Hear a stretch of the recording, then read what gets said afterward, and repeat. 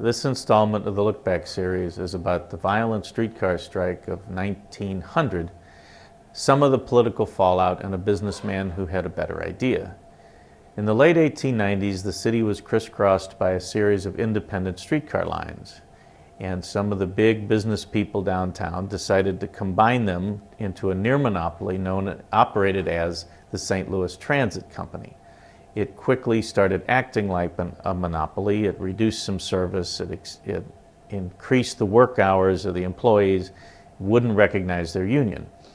The Streetcar Employees Union decided to strike on May 8, 1900, and the strike quickly reopened the divide between the propertied class on the West End and everybody else in the city. It was similar to the 1877 general strike, except that that first event managed somehow not to have any deaths. There would be 14 people die before the streetcar strike finally was broken in September of that year. One of the things that came out of it is that a young reform lawyer named Joe Folk had tried to set up a settlement.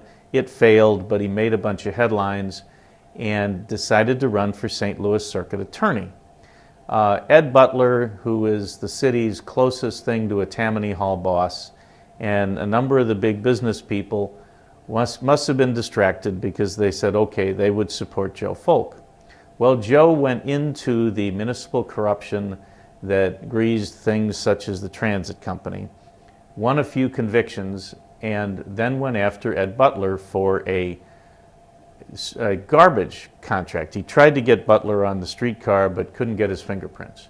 But he managed to get Butler convicted for trying to bribe the health board for the garbage contracts.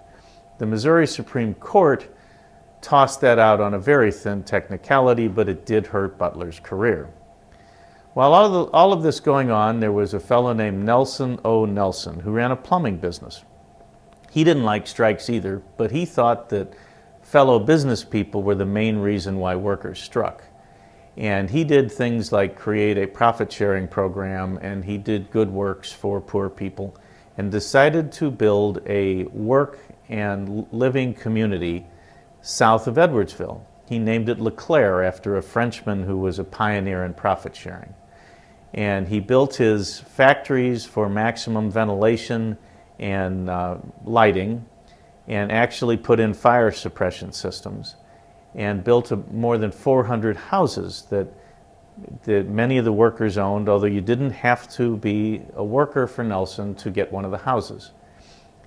He died in 1922, the business passed to others, but the houses are now known as the LeClaire neighborhood of Edwardsville, which incorporated the area in 1934. And the Lewis and Clark College campus uses a number of the restored factory buildings.